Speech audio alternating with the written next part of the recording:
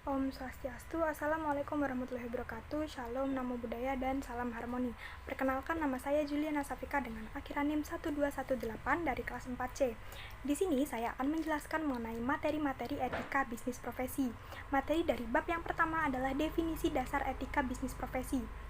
Pengertian etika secara umum, etika berasal dari kata Yunani ethos yang berarti adat istiadat. Etika berkaitan dengan kebiasaan hidup yang baik, baik pada diri seseorang maupun pada suatu masyarakat. Selanjutnya, perkembangan etika bisnis. Berikut ini adalah perkembangan etika bisnis menurut Bertens dari kemunculan etika bisnis. Yang pertama dari zaman prasejarah, yang kedua masa peralihan 1960. Dimulainya pemberontakan terhadap kekuasaan dan otoritas yang ada di Amerika Serikat dan juga revolusi mahasiswa yang ada di ibu kota Prancis. Lalu yang ketiga pada tahun 1970, istilah etika bisnis ini pertama kali muncul di Amerika Serikat dan dengan cepatnya menyebar ke penjuru dunia. Lalu yang keempat pada tahun 1980. Pada tahun tersebut etika bisnis sudah mulai menyebar di Eropa Barat sebagai sebuah ilmu baru. Lalu yang kelima, pada tahun 1990 sampai sekarang, etika bisnis menjadi suatu fenomena secara global pada tahun 90-an dan tidak hanya terbatas lagi di dunia barat, namun sudah dikembangkan ke seluruh dunia. Selanjutnya, perilaku tidak etis dalam bisnis adalah perilaku yang menyimpang dari tugas pokok atau tujuan utama yang telah disepakati bersama. Meliputi yang pertama, perilaku yang menyalahgunakan kedudukan atau posisi. Yang kedua, perilaku menyalahgunakan kekuasaan. Yang ketiga, perilaku menyalahgunakan sumber daya organisasi. Yang keempat, perilaku yang tidak berbuat apa-apa. Selanjutnya, bab 2, teori-teori etika bisnis. Yang pertama mengenai pentingnya teori etika bisnis. Teori etika memiliki peran penting dalam melegitimasi segala perbuatan dan tindakan yang dilihat dari sudut pandang moralitas yang telah disepakati oleh masyarakat. Dalam prakteknya, terkadang penerapan nilai etika hanya dilakukan sebatas persetujuan atas standar moral yang telah disepakati untuk tidak dilanggar. Selanjutnya, beberapa teori etika bisnis. Yang pertama, teori utilitarianisme biasanya didefinisikan sebagai memaksimalkan kebahagiaan dan mengurangi penderitaan. Yang kedua, teori deontologi. Teori ini menekankan setiap manusia untuk melakukan segala sesuatu berdasarkan standar moral yang berlaku. Jika seseorang melakukan tindakan yang sesuai dengan prinsip norma, maka orang tersebut merupakan orang yang baik. Yang ketiga, teori hak. Hak didasarkan atas martabat manusia dan martabat semua manusia itu sama. Karena itu, hak sangat cocok dengan suasana pemikiran demokratis. Yang keempat, teori keutamaan.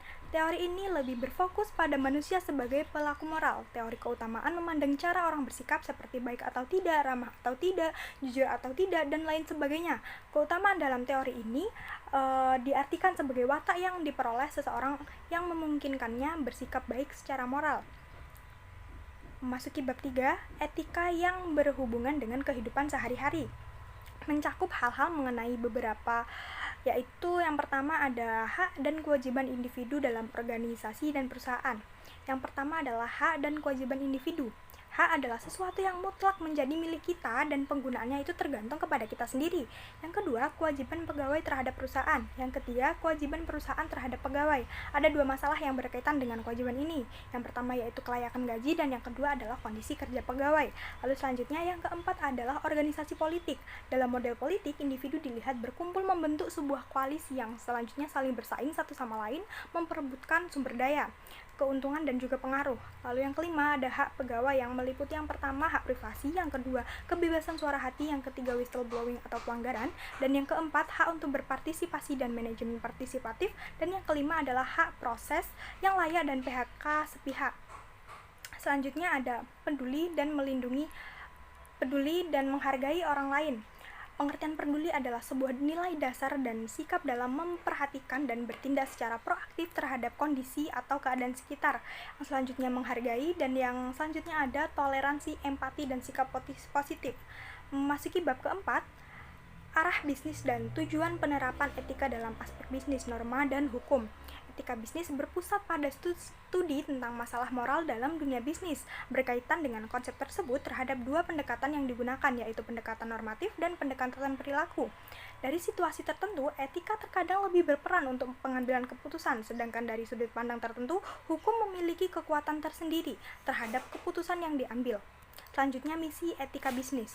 Di dalam dunia usaha sangat diperlukan etika bisnis untuk mengelola dan menjalankan suatu perusahaan, karena etika dalam perusahaan sangat menentukan berkembang atau tidaknya suatu perusahaan dan menentukan kinerja perusahaan tersebut. Yang selanjutnya ada beberapa teori, yaitu teori normatif, metaetika, dan deskriptif. Yang pertama, teori normatif merupakan bagian terpenting dari etika dan bidang di mana berlangsung diskusi paling menarik antara masalah moral. Yang kedua, teori metaetika. Metaetika adalah berarti melebihi atau melampaui, dibuat untuk menunjukkan pembahasan yang bukan moralitas secara langsung, melainkan mengacu pada berbagai konsep yang digunakan dalam bidang moralitas. Yang ketiga, teori deskriptif. Teori ini melukiskan tingkah laku moral dalam artian yang luas, misalnya adat kebiasaan, anggapan baik dan buruk, tindakan yang diperboleh atau yang tidak diperbolehkan. Selanjutnya memasuki bab kelima, etika bisnis dalam bisnis internasional. Bagaimana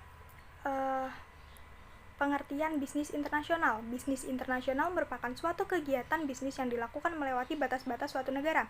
Dalam hal ini, suatu negara dapat melakukan transaksi bisnis dengan negara lain ataupun dengan perusahaan lain serta orang lain di negara tersebut.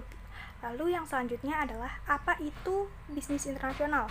Teori bisnis dalam perdagangan internasional yaitu pengetahuan tentang tata cara ideal, pengaturan, dan pengelolaan bisnis yang memperhatikan norma dan moralitas yang berlaku secara universal dan secara ekonomi atau sosial, dan penerapan norma dan moralitas ini menunjang maksud dan tujuan kegiatan bisnis. Yang selanjutnya adalah pentingnya etika bisnis dalam bisnis internasional. Yang pertama adalah menghindari konflik dengan karyawan akibat perbedaan budaya. Yang kedua, mengurangi kecurangan-kecurangan yang dilakukan oleh pihak perusahaan asing. Yang ketiga, menghindari eksploitasi berlebihan oleh pihak perusahaan. Yang keempat, melindungi norma yang disepakati oleh kedua belah pihak. Selanjutnya adalah apa yang dimaksud dengan dumping dalam bisnis internasional. Dumping adalah suatu kegiatan menjual barang di pasar internasional dengan memasang harga yang lebih murah atau lebih rendah dari harga pasar yang ada di dalam negeri. Selanjutnya adalah pengertian dari whistleblowing. Whistleblowing adalah suatu tindakan badan swasta atau publik yang mengeluarkan informasi untuk mengungkap kasus korupsi berbahaya kepada publik. Lalu memasuki bab ke-6, sumber-sumber dan nilai dalam perilaku etika agama, filosofi, budaya, dan hukum. Yang pertama adalah sumber nilai dan nilai perilaku etika agama. Agama merupakan salah satu fondasi tertua dari standar etika. Agama memiliki pengaruh yang berbeda di berbagai sekte orang-orang. Diyakini bahwa etika merupakan manifestasi dari Tuhan dan karenanya menarik garis antara yang baik dan yang buruk di dalam masyarakat. Lalu yang kedua, sumber dan nilai dalam perilaku etika filosofi.